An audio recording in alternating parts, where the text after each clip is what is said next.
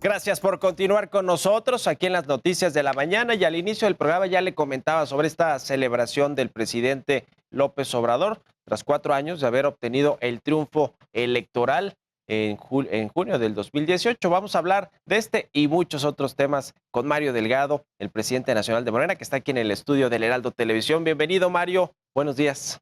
¿Cómo estás, Mario? Gracias por la invitación. Muchas gracias a ti por estar en el programa aquí de nueva cuenta. Pues a ver, empezamos con el tema de la celebración de 4 años. El presidente comentó que de 100 compromisos que hizo, prácticamente 98 están cumplidos, que hay mucho que celebrar. ¿Cómo ves tú? A ver, tú que eres el presidente de Morena y que has estado mucho metido en las elecciones, pero además en el gabinete, platicando con todo mundo, ¿qué es lo que ves? ¿Cómo sientes estos primeros 4 años? Bueno, normalmente o en los últimos años en México, Mario, lo que se prometía en campaña era totalmente diferente a lo que se hacía en los gobiernos. Se podía prometer lo que sea en campaña y luego se hacía algo completamente diferente. Aquí la diferencia es que el presidente Andrés Manuel López Obrador ha venido cumpliendo lo que prometió y tiene avances muy importantes. Acuérdate que yo recuerdo cómo ponían en duda los 500 mil millones de pesos de ahorro que Sí, por iba a tener, ¿no? por combate a evitar la corrupción y por tener austeridad en el gobierno. Bueno, ya va mucho más que eso. Ha logrado incrementar la inversión social. Hay 10 millones de adultos mayores con pensión. Hay 11 millones de becarios, niñas jóvenes. Hay 1 millón de personas con apoyo para discapacidad. Se está construyendo el Tren Maya, ahora lo supervisó. Tenemos un avance importante en la refinería Dos Bocas, se entregó el aeropuerto Felipe Ángeles, se sigue el proyecto del corredor transísmico y todo esto sin deuda, sin aumentar impuestos, que es muy importante para darle certeza a la economía, y también se acabaron los gasolinazos como medida recaudatoria. Por el contrario, han disminuido los impuestos en la frontera, de impuestos sobre la renta, de IVA, y por ello tenemos ahora cifra récord en reservas internacionales. También se rompe cada mes el récord en remesas. Hay confianza de nuestros paisanos en México y estamos dentro de los 10 países con mayor inversión extranjera directa. El tema del salario es un mito que se rompió. Durante 30 años los gobiernos neoliberales dijeron no se puede incrementar el salario por encima de la inflación. Bueno, en 3 años llevamos un 60% de recuperación en términos reales, lo que ha permitido fortalecer el mercado interno. Y bueno, es una serie de logros que se tienen. Se combate la corrupción, se tiene la Guardia Nacional, se celebraron ya 3 años, se tiene el programa de reforestación más grande del mundo y todo en su conjunto permite ahora que México sea visto de manera diferente en el ámbito internacional. México es un país que se respeta, tiene la posibilidad también de plantarse de manera diferente frente al gobierno de los Estados Unidos y encabezar un liderazgo progresista en América Latina. Ahora que hablaste de los proyectos de infraestructura y que inauguró el presidente López Obrador la refinería de Dos Bocas, la refinería Olmeca, estos proyectos desde que se anunciaron todo el mundo pues los criticó porque a ver, no se necesita una refinería, el aeropuerto ahí no, mejor hay que entrarle a otras opciones, se canceló el de Texcoco, el Tren Maya ha tenido problemas de impacto ambiental, asuntos ahí con los propietarios de la tierra, y vendrá el corredor transísmico que yo, por lo menos de los expertos, dicen ese es el que tiene más probabilidad de que sea rentable económicamente en el mediano y largo plazo. Pero en los primeros tres, vamos a ser honestos, se inauguró el aeropuerto de Felipe Ángeles, tiene muy pocos vuelos, el presidente acaba de ir a Tabasco, hay vuelos desde el Felipe Ángeles a Tabasco y no se fue por ahí, sino en la Ciudad de México, no tiene tantos vuelos, y la refinería de Dos Bocas pues tiene asuntos con el tema de la opacidad, la transparencia y los costos. ¿Cómo se puede duplicar el costo de una refinería de 8,000 a 15,000 o por lo menos 12,500 que ya aceptó el presidente López Obrador? Bueno, primero, el Felipe Ángeles, todos sabemos que hay vialidades en construcción. Será una transición del actual Aeropuerto Internacional de México, que la verdad todos sabemos está saturado. Todos los que usamos el aeropuerto lo sufrimos.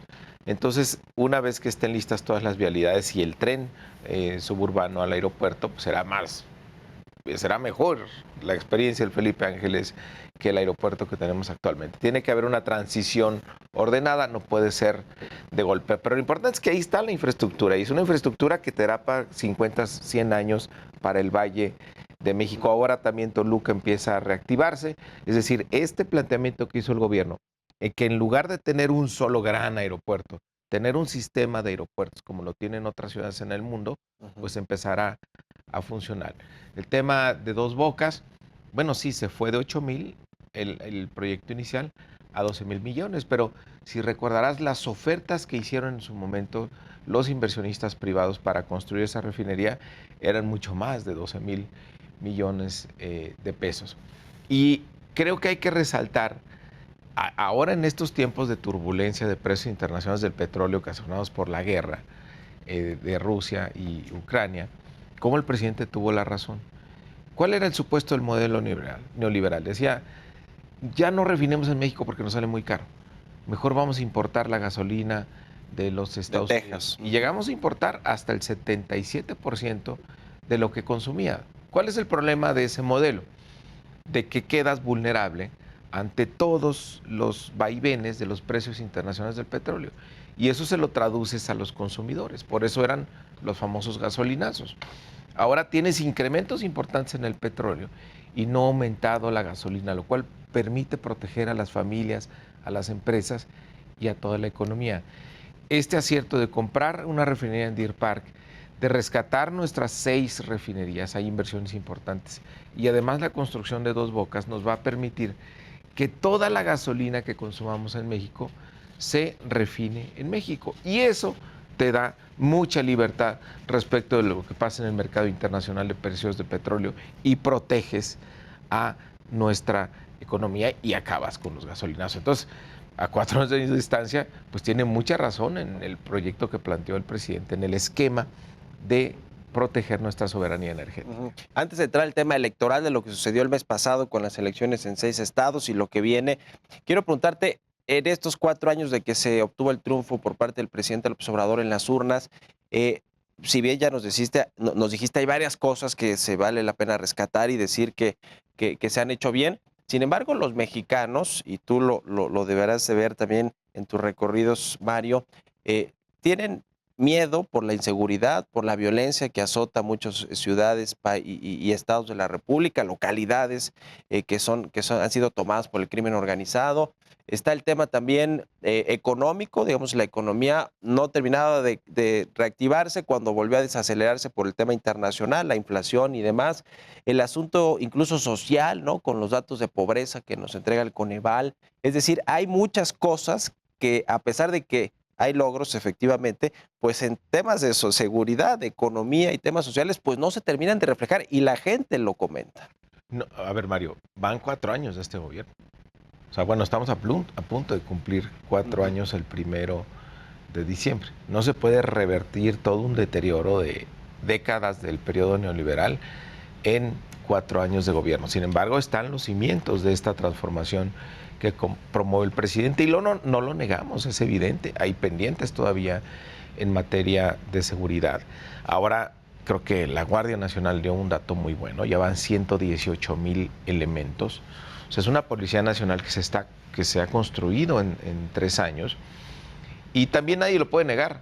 Cuando hay una crisis de inseguridad en cualquier municipio, en cualquier gobierno del Estado, lo primero que se pide es la Guardia Nacional.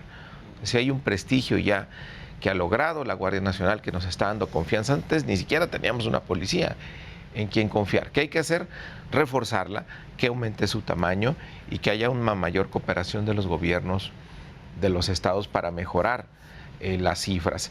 Creo que algo positivo es que evidentemente no es suficiente, pero esta espiral que había en el crecimiento de homicidios, cuando menos se ha logrado detener. Veníamos de una inercia de más de 12 años que era pura violencia y sangre. Entonces, además, la inversión en las causas, el rescate de los jóvenes y la inversión en el campo tienen que dar resultados porque se está yendo a las causas. Ahora, en el tema económico, pues que no se nos olvide que pasamos por la pandemia.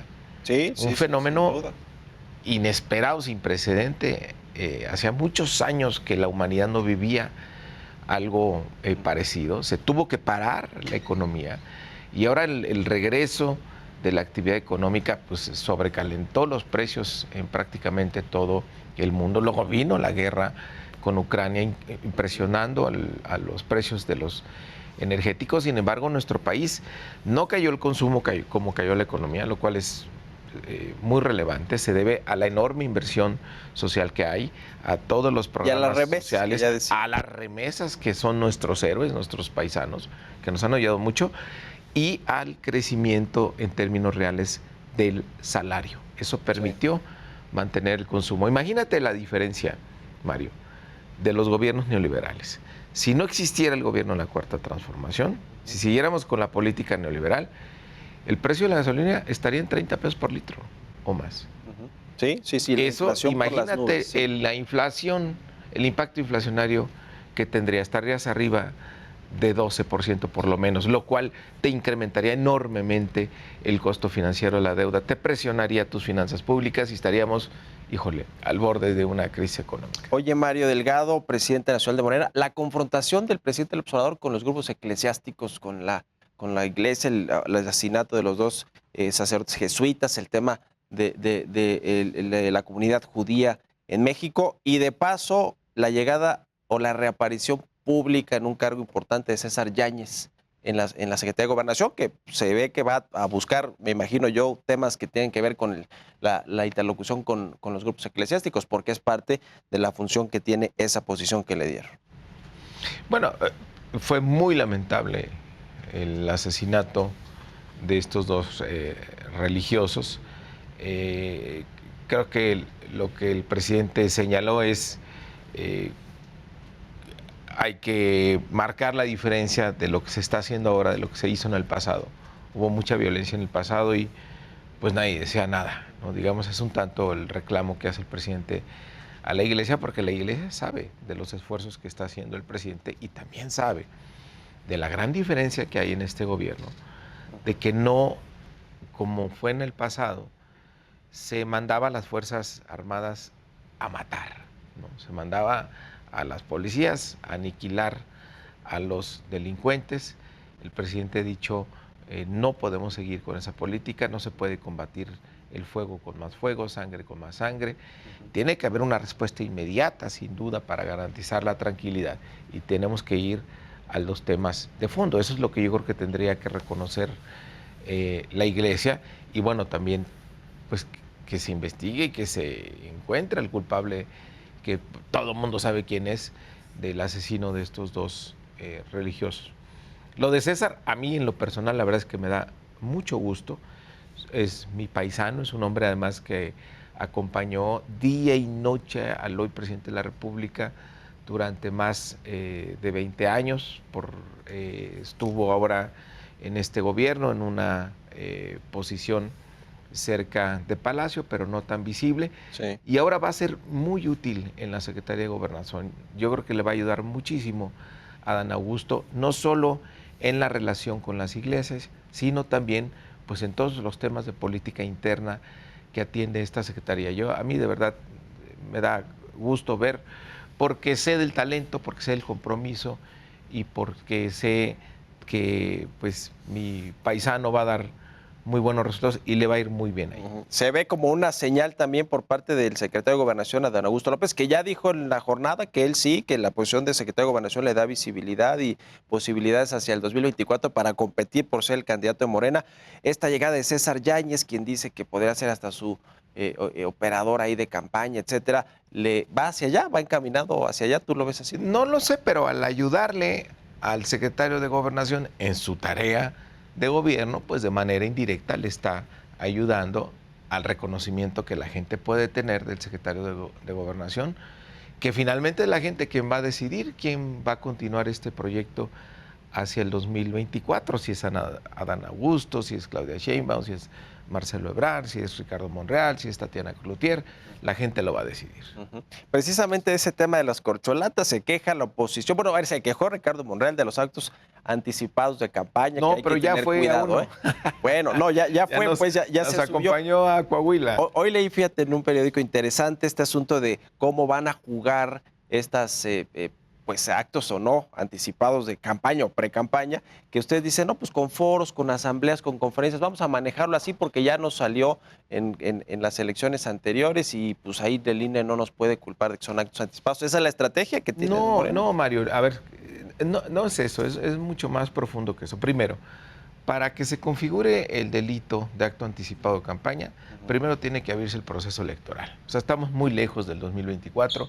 En enero empieza el proceso del Estado de México Sí. y de Coahuila. Lo que está impulsando de manera diferente el presidente es que pues ya no haya tapadismos, no haya simulación. Que sea una democracia abierta, transparente y que tenga interés que levante la mano. Obviamente, si son servidores públicos o son legisladores, tienen que cumplir con sus responsabilidades y dentro de los tiempos y días que marca la ley, ellos puedan hacer su promoción pues, para que la gente lo conozca. Sobre todo los de Morena. ¿Por qué?